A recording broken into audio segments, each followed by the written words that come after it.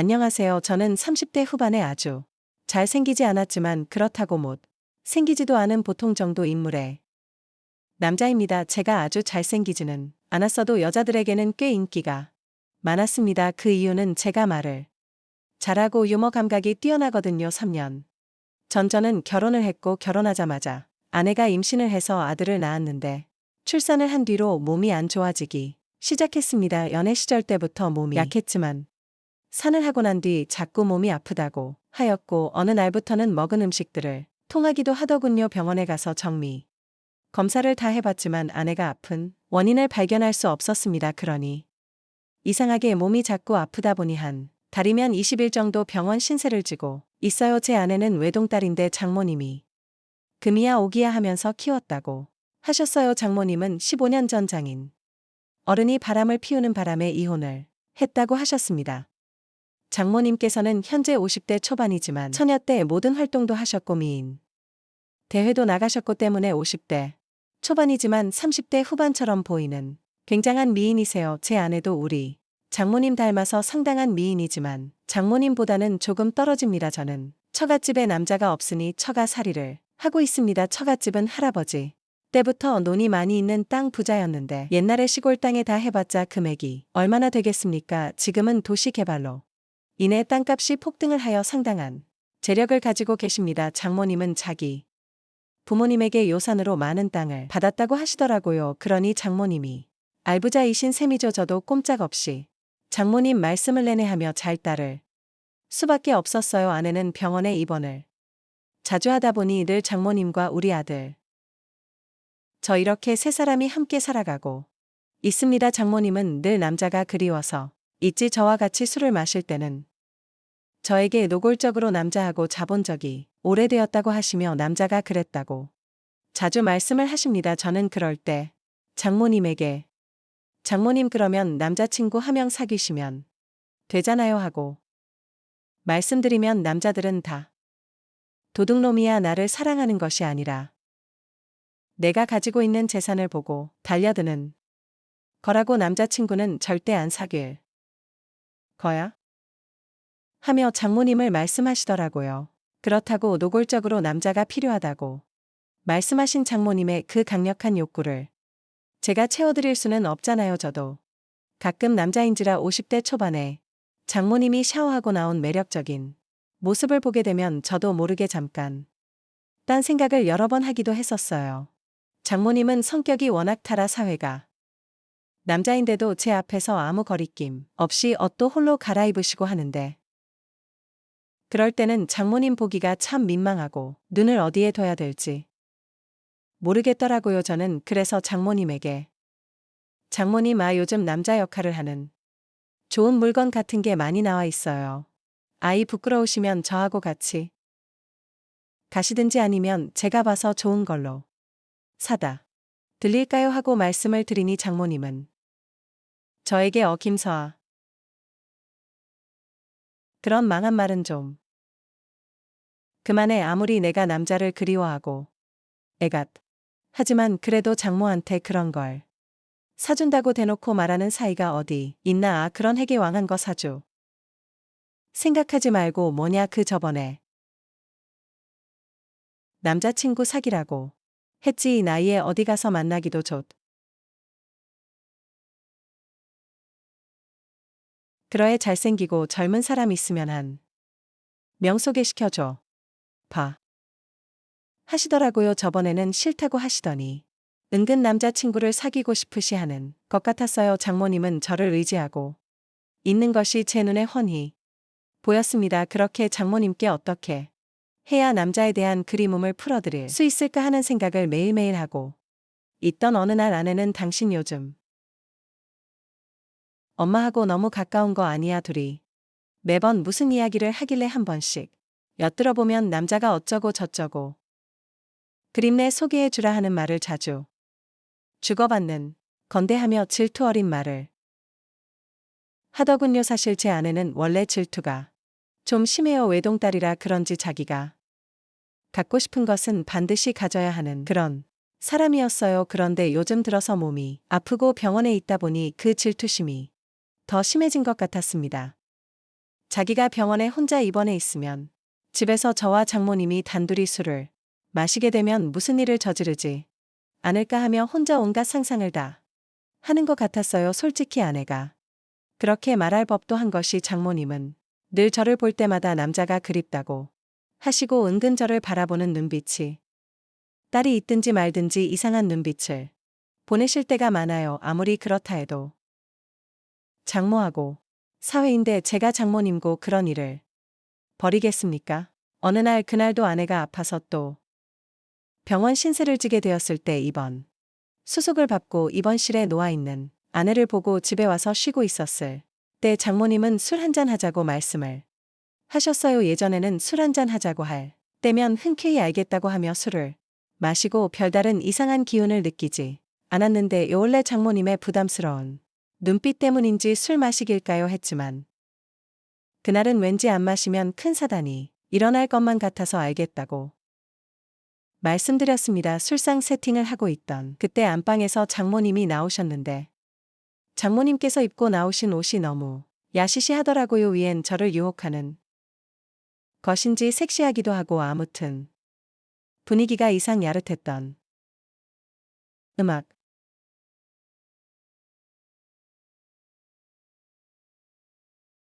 저에게 다리 마사지를 해달라고 하시는 겁니다. 저는 스포츠 마사지 자격증이 있는데 청년 때 그 마사지 일을 했었거든요. 저는 장모님께서 원하시는 대로 다리를 마사지 해드리기 시작했습니다. 며칠 전부터 발바닥이 되게 아픈 거 있지.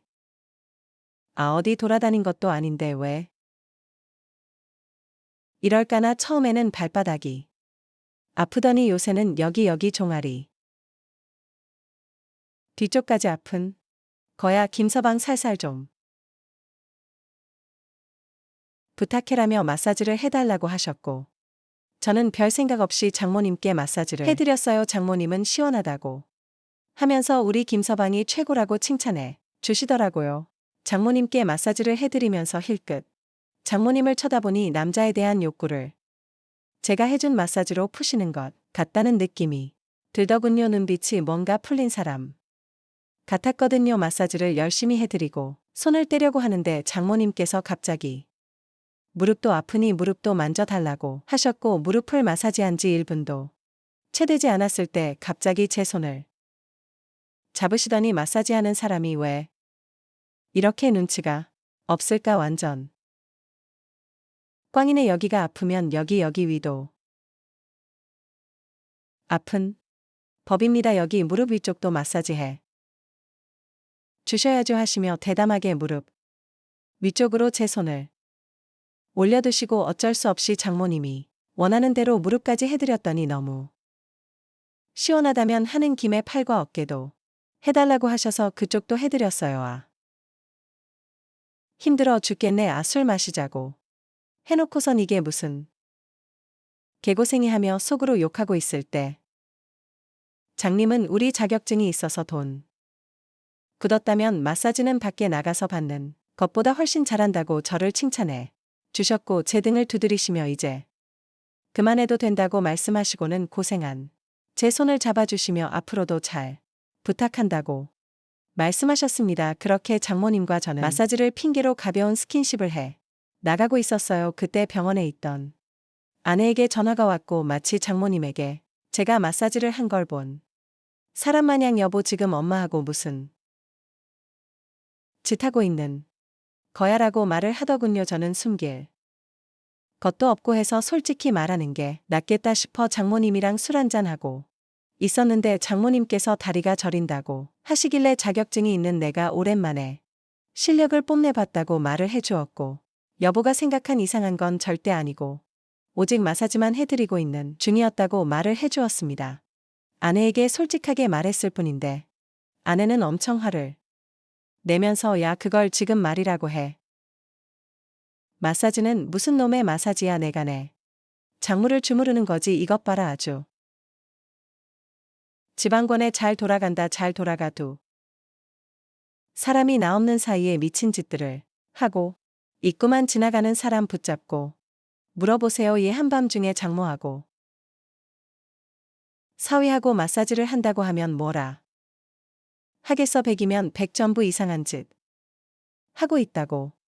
말할 거다. 내가 우리 엄마는 원래 끼가 많으니까 엄마가 무슨 욕구를 해도 들어주지 말라고 누누이 말했지. 근데 왜 그런 짓을 하고 있는 거야? 그러다가 엄마하고 무슨 사고라도 저지른다면 책임질 수 있어. 내가 병원에서 걱정 없이 치료를 잘 받아야 하는데 맞는 엄마하고 순진하고 약해 빠진 자기를 놔두고 병원에 있으니 온갖 상상을 다 하고 있잖아.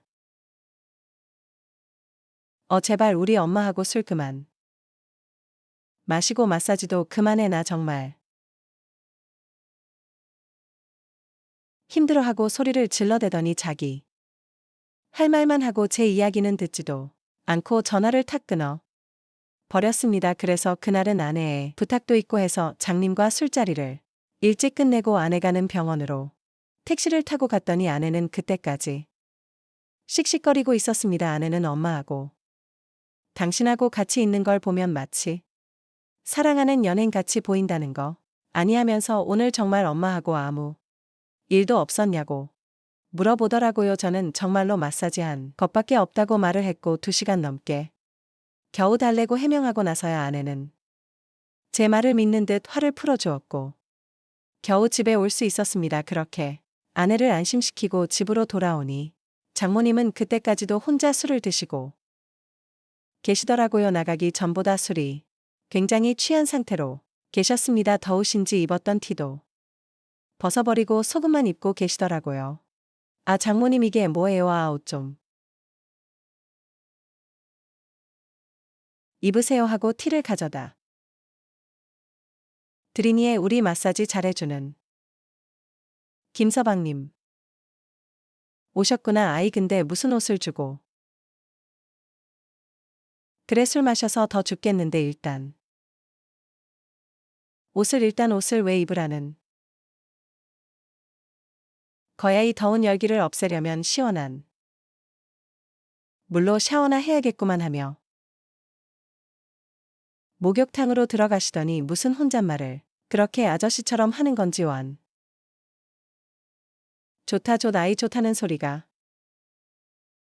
들리더니 갑자기 조용하더군요. 그렇게 1시간 반이 지나도록 목욕탕 안에서 나오시질 않았고 혹시 무슨 사고라도 생긴 건 줄 알고 노크를 해봤지만 목욕탕 안은 첨벙거리는 소리만 들릴 뿐 조용했습니다. 왠지 모를 불길한 예감에 모탕 문을 열어보았고 탕 안에 자고 계시는 장모님을 수건으로 부착하려고 하는 그때 현관문 도어락 누르는 소리와 함께 문이 열리면서 환자복을 입은 아내가 얼굴이 울그락불그락 거리며 제가 있는 곳으로 걸어왔습니다. 저는 깜짝 놀랐어요. 지금 이 상황이 장모님고 무슨 짓을 하다가 딱 걸려버린 그런 상황이 되어 버리고 말았습니다. 저는 목욕탕 문을 열고 탕 안에서 장모님을 잡으려고 하고 있지 아내는 거실 안으로 들어오고 있지 말도 안 되는 엄청난 일이 벌어지고 말았습니다. 정말 기막힌 타이밍에 아내가 들어와 버린 것이지요. 아내는 욕탕 안에서 술래 취는 장모님과 장모님을 부축하기 위해 수건을 들고 있는 제 모습을 번갈아 보더니 내가 이럴 줄 알았어. 어이 나쁜 인간아, 내가 이러고도 인간이야? 아니라며 내가 생각하고 있는 그런 사이 아니라며 이거 어쩔 거야? 이 상황 어떻게 설할 거냐고 하며 거실에 있는 효자손으로 제 등을 사정없이 수십 번을 제이며 리며 제 온몸을 부가해이 내리치고 정말 너무 아팠습니다. 저는 그게 아니라고 정말 아니라고 말을 해도 아무 소용이 없었어요. 이미 아내는 눈이 돌아가 버린 것 같았거든요. 누가 봐도 그 상황이 오해하기 딱 좋은 상황이었어요. 아내는 저를 때린 걸로 끝난 게 아니라 그 효자손으로 장모님 등짝까지 때리는 겁니다. 하지만 장모님은 너무 취해 버리셨는지 아프다고만 하고 깨지 않으셨어요. 아내는 분을 참지 못하고 살림살이를 부셔버리고 결혼 사진마저 꽤 시라고요. 세상에 장모하고 사위가 이런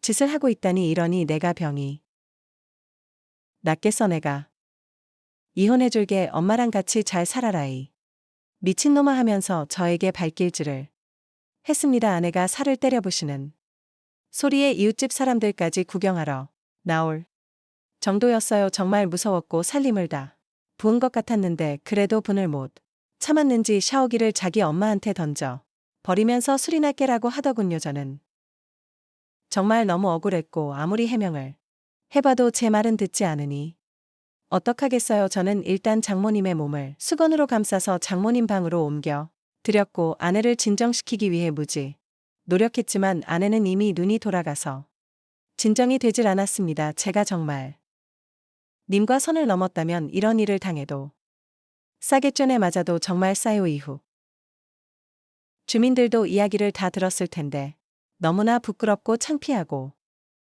억울했습니다. 아내는 분을 풀지 못한 채로 다시 병원으로 갔고 저는 어지럽혀진 거실을 청소해야 했습니다.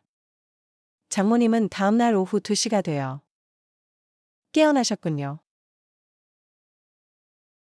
했습니다. 장모님은 아무 생각도 안 나는 것인지 머리야 내 머리에 이거 피는 뭐야? 아내 몸은 왜 이렇게 상처투성이 아픈 거지 이 멍은 또 뭐야 하고 저에게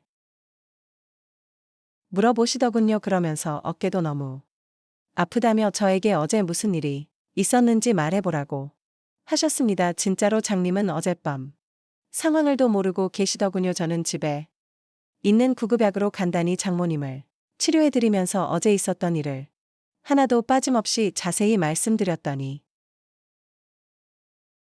나라도 그 상황을 봤으면 우리 딸처럼 했겠다. 딸한테 미안하긴 하네. 애가 요즘 아파서 그런지 더 예민해지고 질투심이 더 많아졌나 보다음. 그럼 김서방 내 벗은 몸을 다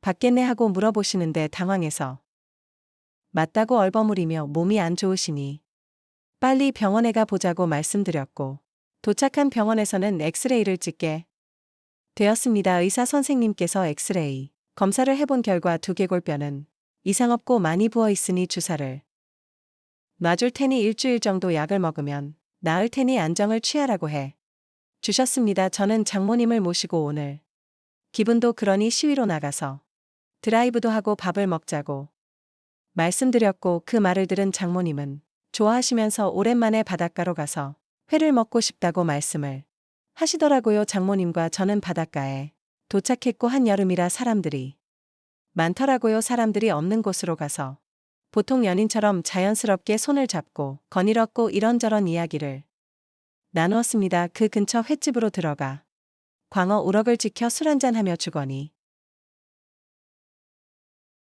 박건희가 김사하 밖에 나오니 기분 좋다라고 하시며 오늘 집에 안 들어가도 되니 술 한잔 거하게 마시고 집에는 내일 들어가자고 말씀하시더군요. 그 말을 듣는 순간 저는 오늘 무슨 일이 벌어질 것 같다는 생각이 들었고 그 순간 무서운 아내의 얼굴에 떠올랐습니다. 그때 여지없이 아내에게 전화가 와서 지금 어디서 뭐 하길래 병원에 안 오냐고 묻더군요. 저도 너무 솔직해서 탈입니다. 숨길 때는 숨겨야 하는데 말이죠. 솔직하게 장모님고 이야기도 좀 할 겸 근처 바닷가서 회의 소주 한잔 하고 있다고 하니 아 미친 인간아 난리 친 지가 하루도 안 되었는데 바닷가 술집을 간 게 말이나 되냐. 병원에 보나 딸이 엄마와 남편을 걱정해야 되느니 상황이 너무 이상하지 않니. 빨리 엄마 집에 모셔다 들리고 병원으로 좀 올래 하고 아내는 화를 내며 말을 했습니다. 저는 알겠다고 말을 하려는 찰나 장모님은 약간 취하셔서 전화기를 뺐더니 나 그날 밤 정말 아무 일도 없었는데 아무리 그렇다고 앞뒤 이야기 제대로 듣지도 않고 자기 엄마를 그렇게 개패듯이 때리는 딸이 어디니. 엄마 지금 머리가 너무 아파서 엑스를 찍었어. 아직도 머리랑 등 어깨가 너무 아파. 그래서 술 한잔 마시고 아픔을 다 잊어버리고 엄마 때린 너를 용서하려고 김서방이랑 마시고 있었어. 오늘은 김서방을 내가 좀 빌릴 테니 오늘이랑 내일만 내가 좀 데리고 있을 테니 걱정 말고 병에 푹 쉬고 있어 하고 말씀을 하시는데 당연히 아내는 그 말을 듣고 소리를 지르고 두 사람이 미쳤다고 말을 하며 난리를 쳤습니다. 저도 모르게 장모님께 전화기를 빼앗아 급하게 끊어버리고 장모님께 빨리 집에 가야 할 것 같다고 말씀드리니 장모님은 집에 갈 필요 없고 어차피 늦은 거 오늘 자고 가자고 하시는 겁니다. 그러면서 오늘만을 기다렸고 갖가지 하고 왔으니 본인이 원하는 대로 해달라라고 하시더라고요. 어차피 오해받은 거 오해 받을 짓 해버리자고 하시면서요.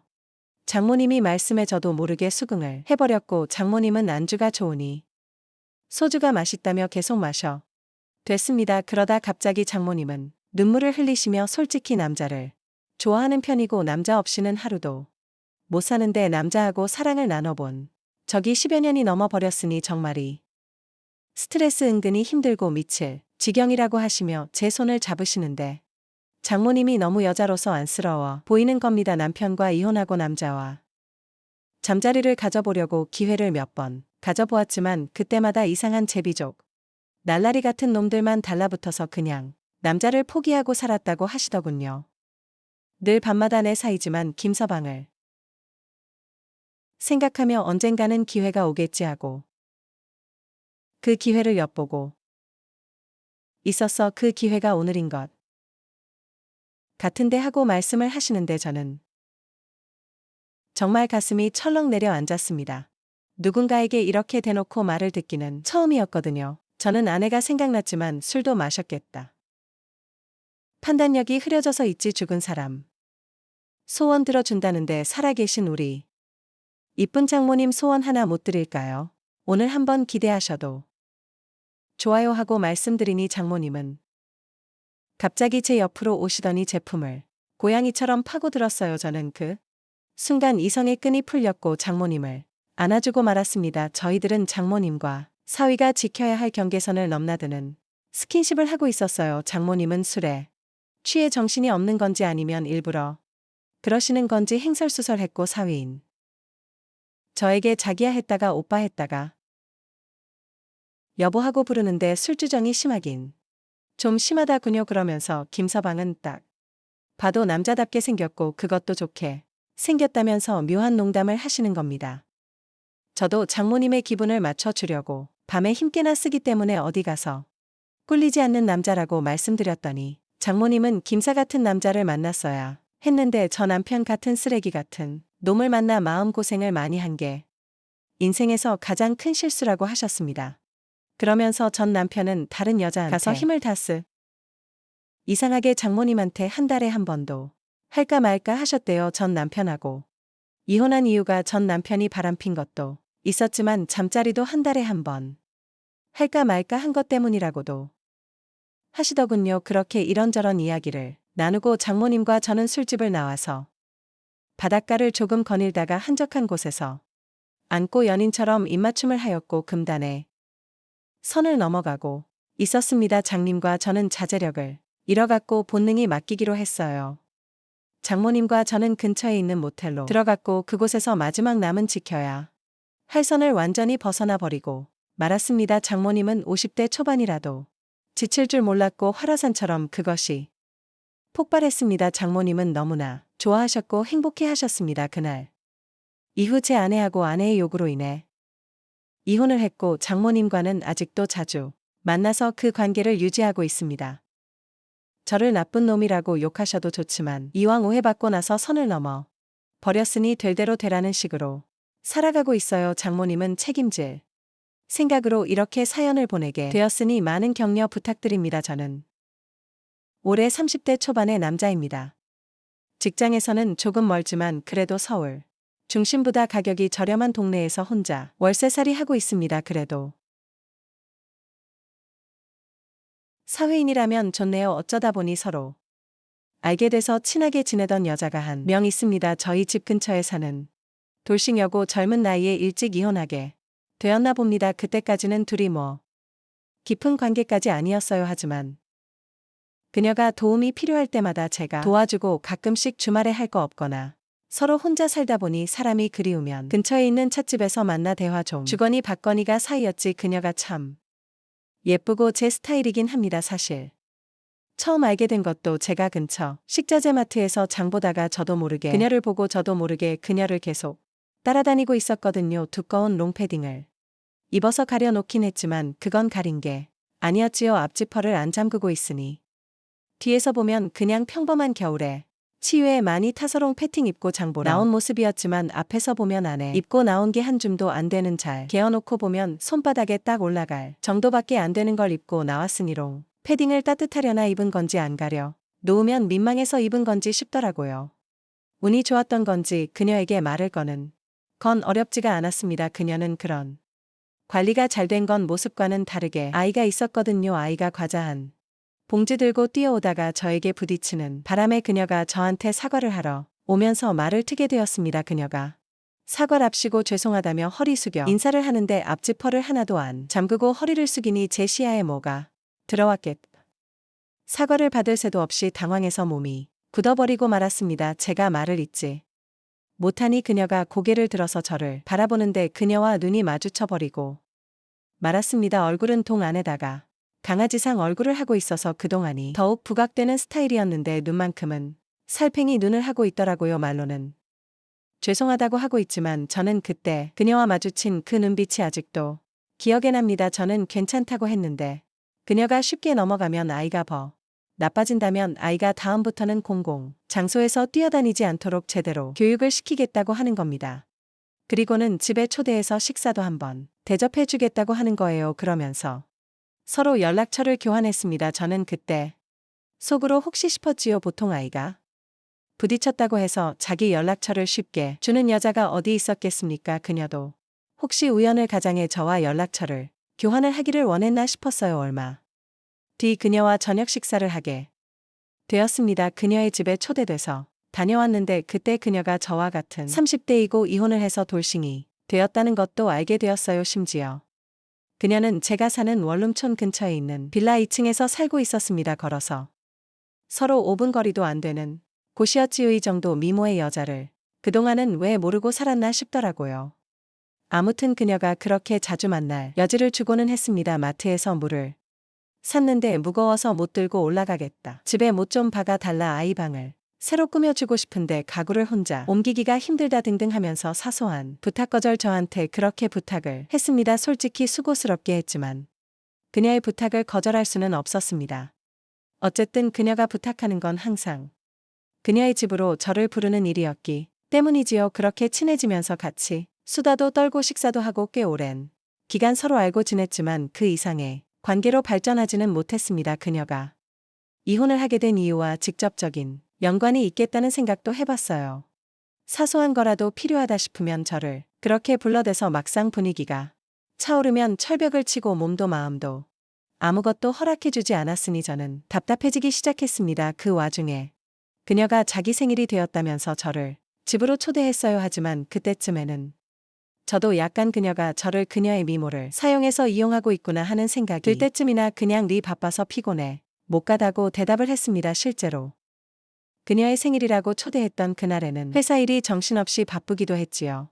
야근을 하고 있는데 그녀한테 계속 전화가 왔어요. 가봤자 또 힘쓰는 일이나 시키겠지 싶어서 그냥 안 받고 모르는 척하고 있었는데 전화기가 쉬지를 않으니 저도 자꾸 신경이 쓰이더라고요. 그래서 그냥 핸드폰을 꺼버렸습니다. 야근 끝나고 나서 핸드폰을 켰는데 시간이 한참 늦었더라도 한 그녀의 문자 메시지를 보니 시간과 장소를 보내놓은 문자가 있었습니다. 제가 연락을 안 받으니 장소랑 시간을 알려줘서 늦게라도 왔으면 하는 건가 싶었습니다. 그런데 생일 파티 시작하는 시간이 저녁 8시쯤이었는데 제가 퇴근하고 근처에 도착했을 때는 12시가 다 되어가고 있었어요. 그때쯤이면 술은 술대로 마셔서 분위기도 한참 무르익어 있을 것 같고 다음날 또 일찍 출근을 해야 하니 그냥 새벽쯤에 전화해서 그녀한테 어떤 변명이 하면 되겠다 싶었습니다. 그리고 그냥 주말에 따로 봐서 사과를 하던 뭘 하든 해야겠다 하는 생각을 하고 있었지요. 집 근처에 다 도착해 가는데 그녀한테 안대 없이 전화가 왔네요. 내가 뭐라고 이렇게 연락을 해 되나 싶기도 했고 그때쯤 주말에 따로 한 번 더 만나면 되겠지 생각을 하고 있었기에 그냥 또 전화를 무시했습니다. 그런데 난데없이 누가 제 뒤를 쿡 지르더라. 뒤돌아보니 그녀가 제 뒤에 화가 난 표정으로 저를 쳐다보고 있는 겁니다. 뭐 별다른 해명도 하지 못하고 그녀 앞에서 어버버거리면서 아무 말도 하고 있었습니다. 돌싱녀 그녀가 그래도 우리 동네에서 서로 마음 트고 지내는 친구라고 생각했는데 우정이 아니라 번거롭고 귀찮은 사람이었나요? 어떻게 자기 연락을 그렇게 대놓고 무시할 수 있느냐 화를 내더군요. 그래서 제가 그녀에게 한참 생일 파티가 분위기가 무르익었을 땐데 왜 벌써 여기서 있냐고 물어봤지요. 그랬더니 그녀 친구들은 벌써 취해서 저를 기리다가 돌아갔다는 겁니다. 화가 나서 그녀도 혼자서라도 술을 더 마셔야겠다 하고 동네로 돌아왔는데 퇴근하고 터덜터덜 걸어가는 저를 발견했다는 거예요. 그 길로 저를 쫓아왔는데 역시나 저였다 거고요.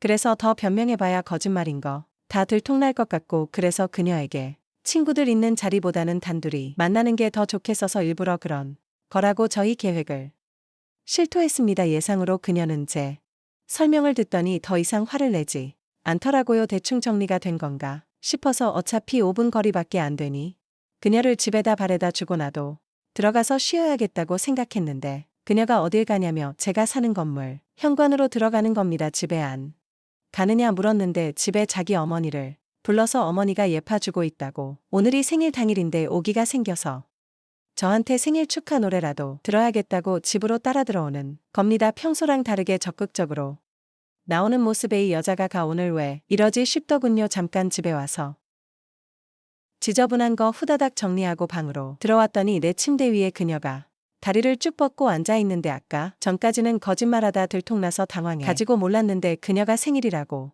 엄청 꾸며입고 나왔더라고요. 원래도 짧은 옷을 즐겨 입기는 하는데 스타킹이 얼굴에 평소보다 진한 화장이며 그리고 제가 처음 그녀에게 관심을 갖게 만든 그 볼륨하며 난데없이 평소에 친하게 지내긴 했지만 그녀 미모 때문에 제가 가까워지고 싶어 했다는 걸 다시 상기시켜 주더라고요. 다른 곳도 아니고 내가 매일 등 붙이고 자는 침대 위에 있는 그녀를 보니 자꾸 의식이 돼서 그때부터는 저도 정신이 없고 머릿속에는 이게 그린라이트인가요 해도 된다는 건가 하는 생각으로 정신이 다 없었습니다. 제가 사는 방이 해봐야 진짜 코딱지만한 두 사람이 겨우 있을 정도의 공간 맞게 되지 않아서 그녀를 마주보고 앉는다고 책상에 자를 거에 앉았는데 오히려 방이 좁으니 그녀와 무릎이 맞닿게 돼서 앉게 되었습니다. 생각보다 서로가 가까이 있어서 그랬나. 저도 그녀도 서로 민망해서 의식이 되더라고요. 정신을 차리니까 그녀도 얼굴이 살짝 붉어져 있는 것이 이게 술 때문에 그런 건지 아니면 그녀도 저처럼 머릿속에 같은 생각을 하고 있는 건지 싶었습니다. 무슨 말을 꺼내야 할지 모르겠고 그녀가 신호를 주는 것 같기도 한데 그동안도 매번 집으로 불러서 비슷한 신호란 신호는 다 주고 정작 중요할 때 끊어버리던 그녀였기에 제가 괜히 먼저 나서기도 뭐했습니다. 그러다가 그녀한테 생일 축하 노래를 불러주기로 했었지 싶어서 냅다 노래를 불러버렸지요. 노래가 끝나니까 그녀 눈도 아까보다 좀 더 촉촉한 것 같고 얼굴도 더 빨개져 있는 건가 싶기도 해서 괜히 민망해졌다 아니에 라이터를 꺼내서 불을 켜주고 촛불이 없으니까 이거라도 불려고 내밀었어요. 그녀가 라이터를 불어서 끄고 나서는 저한테 선물은 없냐고 하면서 저를 쳐다보더라고요. 무슨 용기에 그랬는지 더는 참을 수 없어서 냅다 그녀한테 다가가서 그녀의 입술을 훔쳤습니다. 그리고 이게 선물이라고 말을 했지요. 그랬더니 그녀가 이게 선물이라면서 제 역사를 잡더라고요. 그러더니 그녀가 이럴 거면 왜 내 생일 파티에 안 왔냐고 하면서 눈물을 펑펑 흘리기 시작하더라고요. 아까 전까지 촉촉해 있던 눈동자에는 사실 처음부터 눈물이 고여 있었던 겁니다.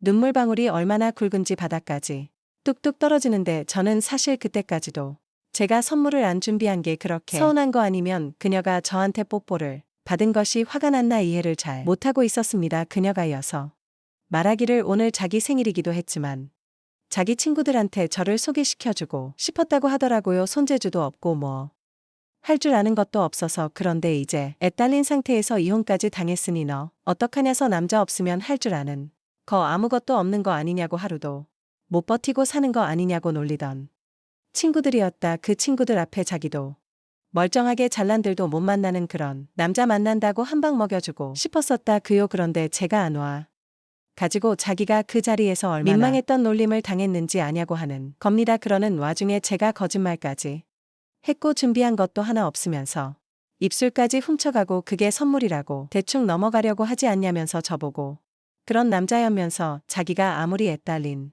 이혼녀라고 해도 쉬운 여자 아니라고 자기 우습게 보지 말라고 내 마음 가지고 장난치지 말라 하더라고요.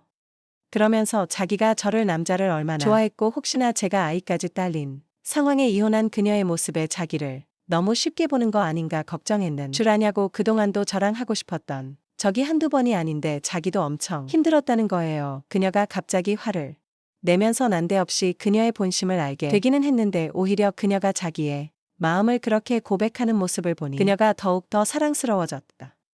저도 처음에는 그녀의 겉모습에 반해서 그녀와 가까워지려고 노력했던 게 사실은 하룻밤만 어떻게 잘해보려는 생각을 가지고 있기도 했었거든요. 그렇게 그녀와 그날 오랫동안 쌓은 회포를 풀게 되었습니다. 그녀도 그동안 오래 참아왔는지 그날은 정말 제 인생 손에 꼽을 정도로 격렬했고 오죽하면 원룸의 옵션으로 들어있던 침대가 프레임 위에 베니어 판이 다 부서질 정도였으니 말입니다. 그리고 그날을 기점으로 그녀는 매일 밤마다 저희 집에 찾아왔습니다. 제 퇴근 시간 맞춰서 그녀는 그녀대로 어머니한테 아이를 맡겨놓고 저랑 둘이서 신혼살림 차린 듯이 같이 생활을 했어요. 그러다가 어차피 그녀와 더 이야기가 진행되면 이럴 필요가 있나 싶어서 이제는 더 이상 그럴 필요도 없다고 했습니다. 그냥 제가 퇴근 후에 그녀 집으로 가기로 했지요. 다행히 그녀의 아이도 저를 잘 따르고 그렇습니다. 하지만 그녀 집에 살림을 합쳤다고 해서 제가 지내던 방을 하지는 않았습니다. 그도 그런 게 아이가 있으니 아무리 깊게 잠들어 있어도 소리내는 거나 행동하는데 약간 제약이 있더라고요. 처음 침대를 부숴버릴 정도로 격렬했던 그때가 생각이 나서 원룸 계약은 유지하는 채로 아이가 잠들면 후다닥 거기로 가서 그녀와 같이 시간을 보내고 오고 합니다. 진지한 관계이지만 아무래도 아직 저희 부모님께는 그녀를 소개하지는 못했어요. 하지만 그것도 곧 시간 문제일 거라 생각합니다. 올해는 좋은 소식이 있게 많은 응원 부탁드립니다. 아내는 대기업 직장인인데 1년 전 해외 주재원으로 8명이 나서 미국 애리조나주에 가서 살고 있고요. 저는 4년간 주재원 생활하는 아내와 함께 미국으로 가지 못하고 한국에 남아서 직장 생활과 육아를 하고 있습니다. 현재는 낮 시간에 아이를 봐주는 장모님이랑 셋이서 함께 살고 있습니다. 근데 어느 순간부터 장모님과 관계가 좀 이상하게 되어버려서 이걸 어떻게 하면 좋을지 고민 상담을 좀 해보려고 사연을 보냅니다. 냉정하게 말씀해 주셔도 좋습니다. 고민 한번 들어주시면 감사하겠습니다. 장인어른은 어릴 때 집안에 큰딸이 있었는데 그 땅이 개발을 하게 되면서 재산이 상당히 많이 있으십니다. 장모님은 가정 형편이 많이 어려우셨다고 해요. 장인어른께서 장모님과 선을 봤는데 첫눈에 반 하셔서 결혼을 하게 되었다고 합니다. 처음에 장모님은 나이 차이가 많이 나는 장인어른이 자꾸 결혼을 하자고 하길래 처음에는 강하게 거부 의사를 표현했지만 장인어른은 장모님 형편이 어려운 걸 알고 장모님 부모님을 찾아가 빚을 해결해 줄 테니 따님을 달라고 얘기를 하면서 장모님 집안에서도 이 정도 정성이면 결혼해도 되지 않겠냐고 설득했고 장인어른과 장모님이 결혼을 하게 되었다고 하더라고요. 장모님은 어린 나이에 사랑하지 않는 사람과 결혼을 해서 생활을 하셨어요. 그러다가 지금의 제 아내를 출산하고 아이와 집안을 생각하면서 힘든 순간도 많았지만 꾸역꾸역 지금까지 참고 살았다고 했습니다. 그런데 장인어른이 술을 워낙 많이 마셔서 알코올 중독으로 갑자기 심장마비로 세상을 떠나게 되어 버리고는 그래도 남편이고 아이 아빠니 먼저 떠나보니 게 마음이 많이 힘들었다고 합니다. 장인어른이 남기고 간 재산이 많았기 때문에 먹고 사는 문제에 있어서는 크게 걱정이 없었다고 하셨어요. 그래도 장인 넣은 그늘에서 해보지 못했던 것들 특히나 부유한 경제적 활동을 해보고 싶었던 장모님은 작은 가게를 하나 운영하면서 아내를 키웠다고 하셨습니다. 없이 살아서 원치 않는 혼인을 한 장모님은 어려운 아이들을 위해 기부도 하고 봉사도 하고 사셨어요. 마음씨가 따뜻하고 바른 생각을 가지고 계시는 그런 장모님 밑에서 자란 아내여서 그런지 제 아내도 참 밝고 사랑스러운 사람이었습니다. 결혼 후에서도 아내는 장모님 혼자 계시니 저랑 같이 장모님을 자주 찾아뵙고 식사도 같이 하고 가끔씩 여행도 다니고 그랬어요.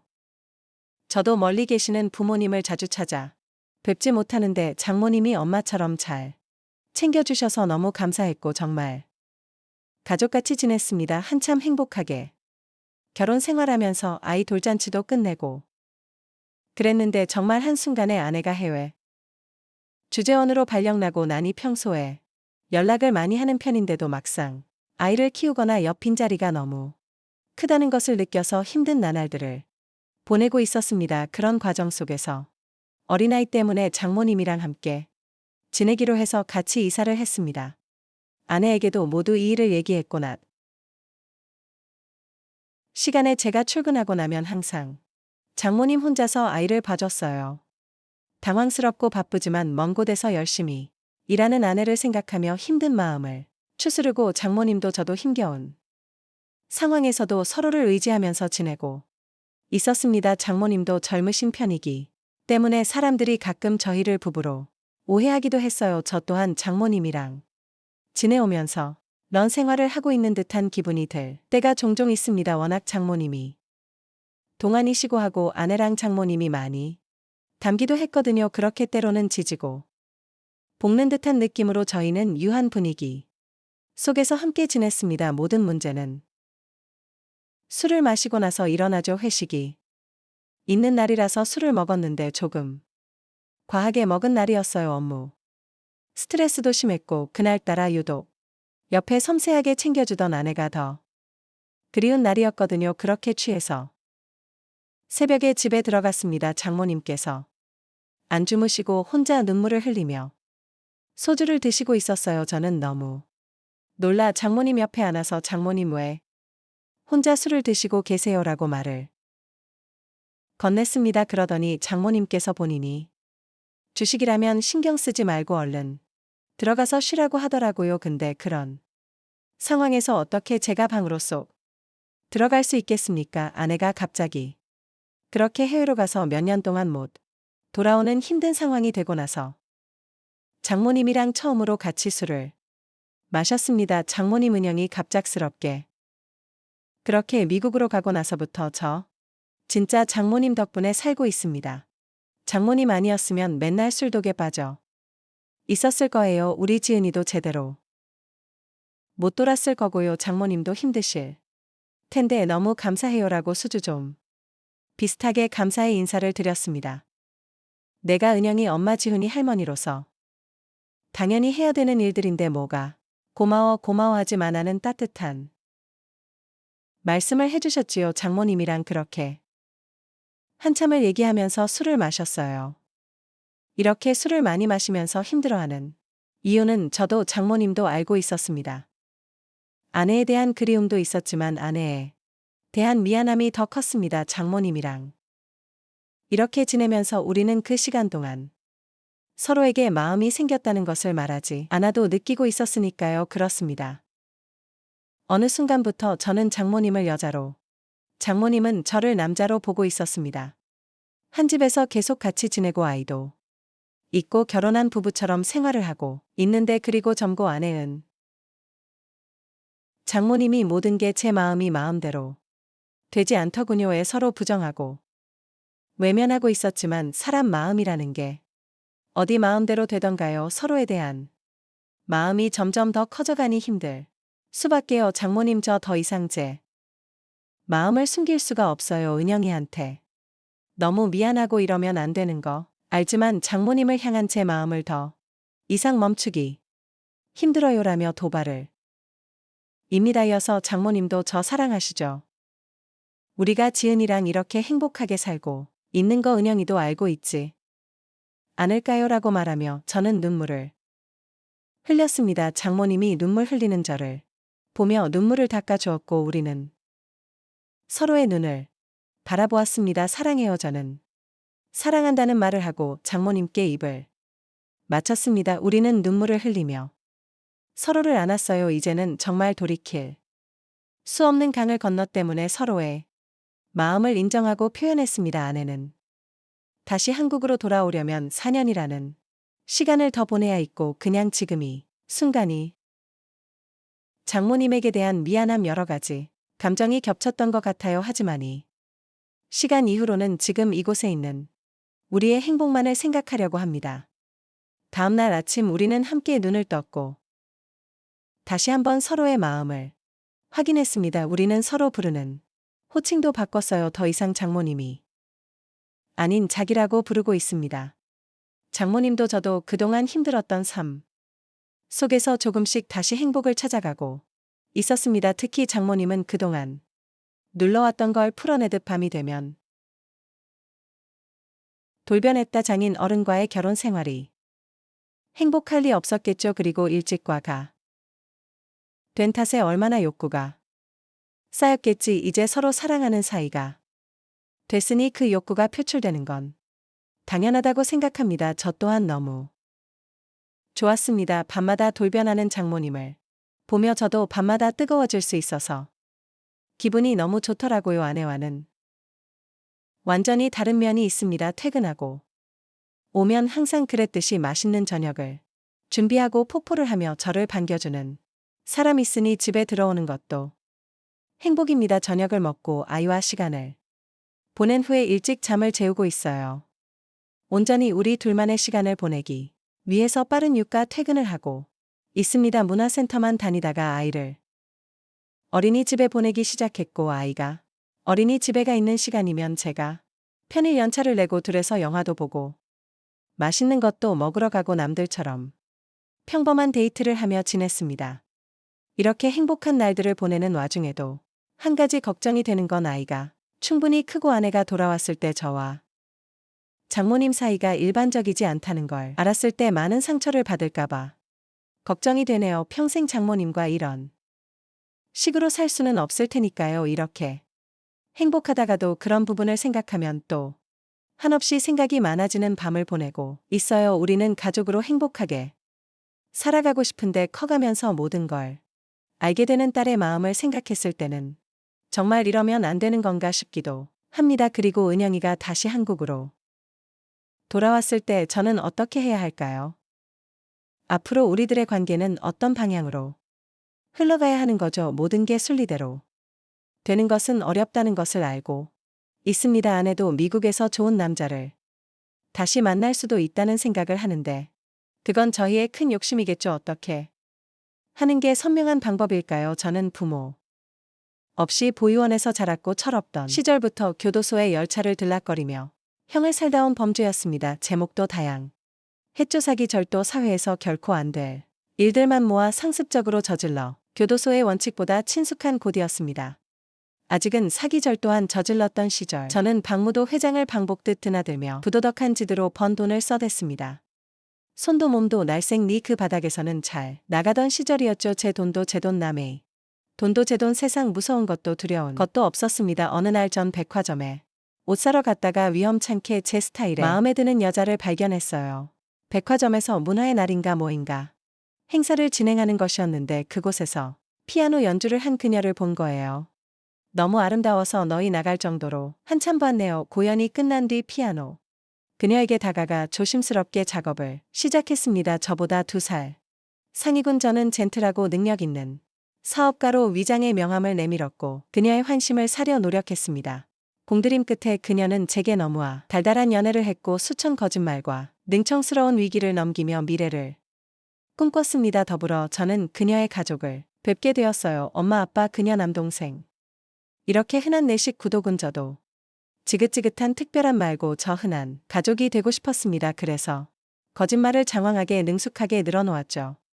제게 딸을 주지 않으면 두고고 후회될 만큼 최고의 남자로 포장했습니다.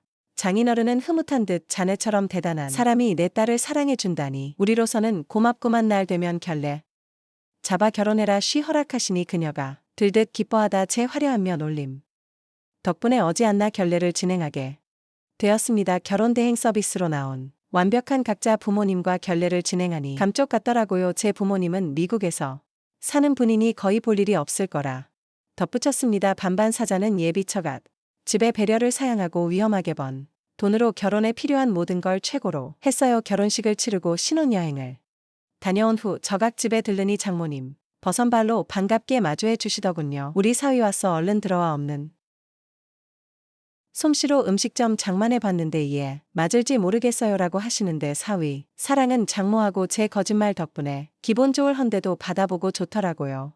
흡사 진짜로 그들의 가족이 된 건 행복했어. 남도 절 친형처럼 잘 따랐고 아내도 씀씀이 큰 것만 빼고는 내조 잘하고 살림 잘나이 결혼 생활에 만족스러웠습니다. 허나 행복은 오래가지 않았습니다. 어느덧 아내에게 질린 저는 또 다른 여자를 찾기 시작했던 겁니다. 생활비도 잘 갖다 주지 않고 밖으로 나기에 바빴습니다. 것 때문에 아내랑 매일 같이 싸우니 자연스레 외박도 잡게 되더라고요. 그때 장모님이 절 찾아오셨습니다. 처음엔 당신 딸 속이지 말라고 잔소리라도 할 요량으로 찾아왔나 싶다니 아이러니컬하게도 자연스럽게 보시며 서방 왜 이렇게 말라서 바쁘더라도 끼니 잘 챙겨가면서 일해야지 안 그럼 병나봐 아리에서 돈 버는 게 쉽지 않을 텐데 하는 사업이 잘 안 되면 일단 이걸로 생활비 보태 쓰는 게 어떻겠나 대신 우리 딸에게는 말하지 말게 자네가 줬다 해야지 사이도 회복되지 하며 정성껏 싸주신 도시락과 흰 봉투 하나를 내미시고 저는 건성으로 감사하다고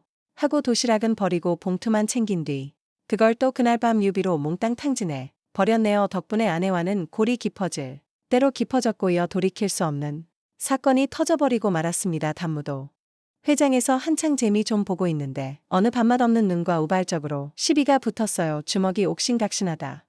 저는 그만해선 안 될 지으라고 말았습니다. 두려움에 몸이 부들부들 떨리더군요. 멍청하게 넋놓고 있는 바람에 경찰한테 현행범으로 잡혀갔습니다. 집안에서는 난리가 났어요.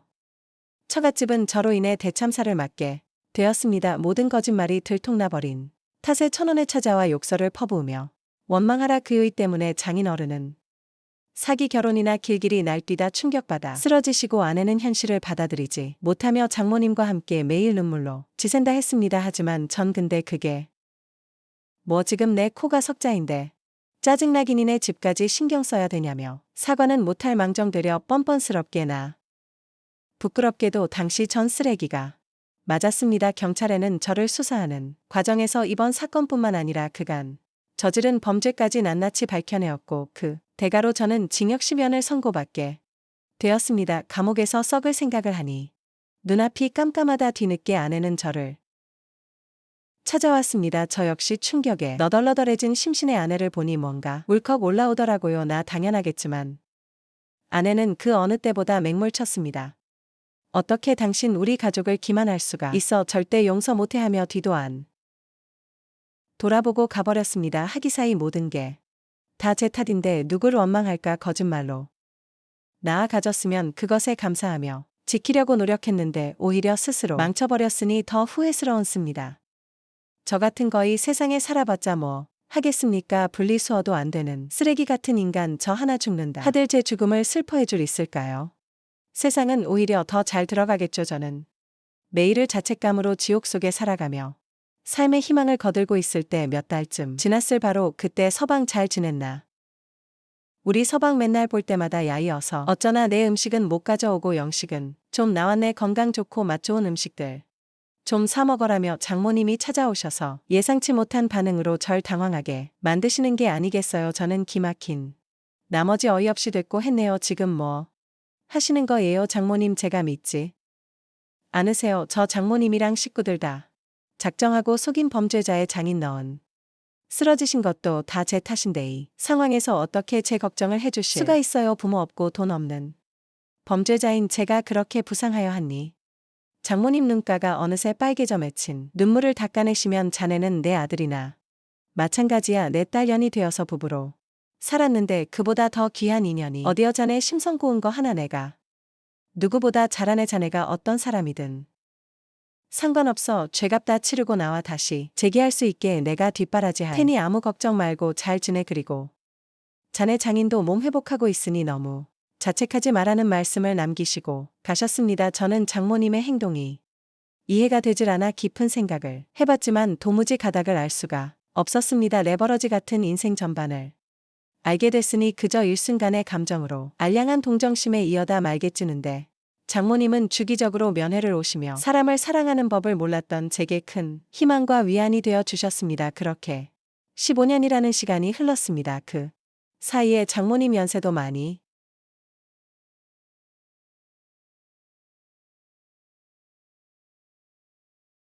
드셨더니 흐르는 것조차 잘 모르고 있었습니다. 저와 장모님이 다시 세상에서 만났을 때는 제 나이 5살, 장모님 나이 65세 있습니다.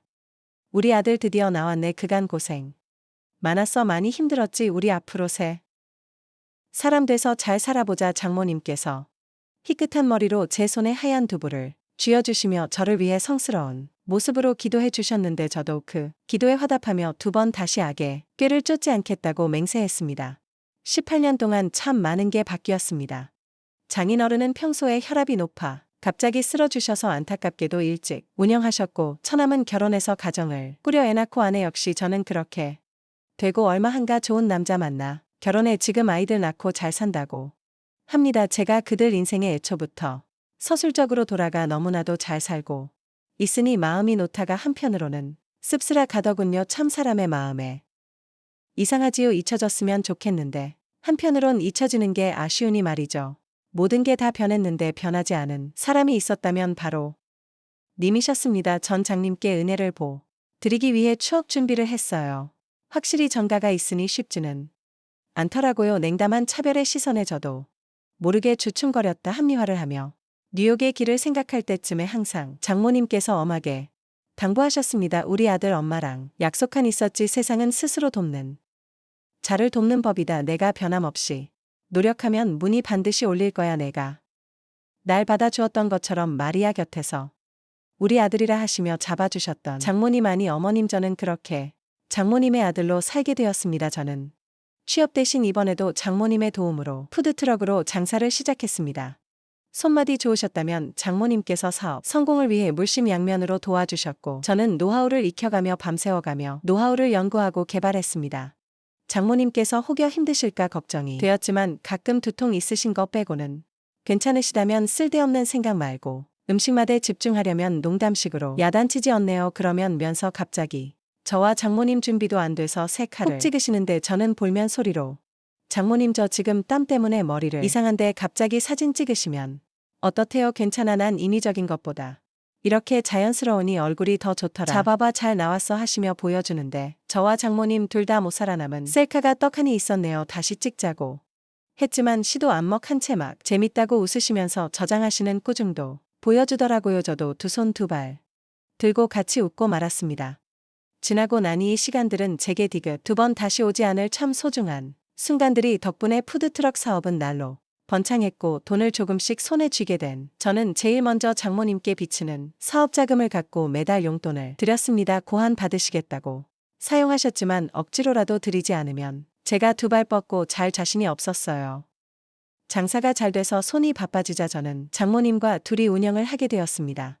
그날도 손님들이 줄이어 장사에 정신이 없무렵 문득 눈앞에 낮은 여자와 남자가 나타났습니다. 바로 전 아내와 처남이었어요. 전 아내와 처남은 길길이 날뛰며 푸드트럭의 재료들을 다 엎어버리고 장모님께 소리 지르더군요. 엄마 미쳤어. 어떻게 나를 감쪽같이 속이고이 범죄자랑 나름 이루고 있어이. 자식 나한테 우리 집한테 무슨 짓을 했는데 만약 내 남편이 알기라도 하면 그땐 엄마가 다 책임질 거야. 책임질 거냐고 하며 아까 구의를 쓰는 아내 장모님 딸의 심정을 누구보다 잘 알기에 대답 대신 얘기하자 있으나 전 아내는 한 곳 않고 제게 표독이 소화되어 사람까지 해친 범죄자면 평생 감옥이나 가서 썩을 것이지 무슨 자격으로 장사를 해내게 사기친 것도 부족해 우리 엄마까지 꼬드겨서 이용해 먹어 쓰레기 같은 놈. 여기 제 말 좀 들어보세요. 지금 장사는 사람이 흉악한 범죄자에 절대 철 팔아주지 말고 딴 데 가서 먹어야 하며 온갖 장사를 깽판 치는데 사람들은 제가 범주라는 소리를 듣고 하나 둘씩 자리를 떠났고 죄인이었던 저는 고개를 쑥 그리고는 아무 말 없이 전 아내의 비수꽂힌 말을 다 감당해야 되었습니다. 그러자 장모님 제 아내를 온몸으로 말리고 절 앞에서 보호해 주시더군요. 그만해라. 비록 돌이킬 수 없는 잘못을 저질렀지만 18년 동안 죄의 대가 받고 새 사람으로 살려는 사람한테 이러 안 된다. 이 사람도 괴로움에 18년과 제대로 못 살고 짐심으로 반성하고 있어 살려고 아등바등 겨우 숨동 트였는데 한 남편이었던 사람 목수 줄 굳이 끊어야겠어. 18년 된 감옥 수발까지 한 거야. 엄마 왜 정신 차려. 엄마이 남자 이딴 범죄자한테 또 뒤통수 받고 싶어서 그래. 이 자식이랑 관계 정리할 때까지는 나랑 동생 얼굴 볼 생각도 하지마. 그것만큼 절대 용서 못 해라며 아내와 처남은 장모님 마음에 생채기를 낸 뒤 그렇게 가 버렸습니다. 장모님은 시선에서 멀어지는 자식들을 보고 깊은 한숨을 내쉬고는 제게 미안하다 하시네요. 전 아이의 소란 덕분에 오늘 장사는 망가졌지만 장모님 마음을 추스르는 게 우선이었던 저는 아무렇지 않은데 장모님분 뚱미소를 우시며 저를 안아주시고는 눈시울을 키시군 저는 장모님을 안고서 지난 과오를 뼈저리게 반성하며 눈물을 쏟으며 한바탕 북에 울었네요. 그리고 장모님은 그 이후로 제 앞에 타나시 않았습니다. 처음에는 연락을 드릴까 하다가 또 괜히 저 때문에 전 아내랑 천과 갈등을 빚을까 싶어 말았습니다. 전 아내도 있으니 당연히 저랑 장모님이 엮는 게 불편하고 불안했죠. 그 심정 또한 이해 못하는 바 아니었으니 더 어쩔 수가 없었습니다. 장모님의 빈자리가 사뭇 느껴지니 춥고 매력 더군요 그동안 그분이 제게 얼마나 따뜻하고 등등하던 뼈가 사무치도록 느껴지 더 있다 하지만 저도 언제까지 그분 곁에 있을 수는 없으니 자식들한테 돌려드리는 게 맞는겠죠. 그분을 욕심냈던 제가 참 그랬습니다. 그분 없이 홀로 서기를 할 마음으로 굳게 다짐하고래 열중에 점차 돈이 쌓여갔지만 그분이 없으니 종이나 다름 없었습니다. 매 순간 그분의 참 그립 하더군요. 결국 저는 1년 만에 그분께 아니 어머니께 연락을 드렸습니다. 끊어진 전화 그리고 곧 다시 오더군요. 서둘러 받으니 낯선 목소리였습니다. 여기 요양원이 혹시 자제분 되세요? 어머님께서 많이 기다리는데 통 오시지 않으셔요. 너무 안쓰러운 신네요. 저는 마음이 복받쳐 오르면서 거기 어디 요양원이 아며 물른 뒤 장사고 뭐고 도전으로 한 채 어머님이 계신 요양원으로 달려갔습니다. 그리고 그곳에서 저는 그토록 그리한 장모님 제 어머님을 마주했는데요. 엄마 저 알아봐요. 엄마가 18년 동안 나 보살펴 주셨잖아요. 엄마 하나 살려줘서 지금 이 자리에 있는데 내가 살 수 있는 이유가 됐는데 왜 엄마 아파야 되냐고요.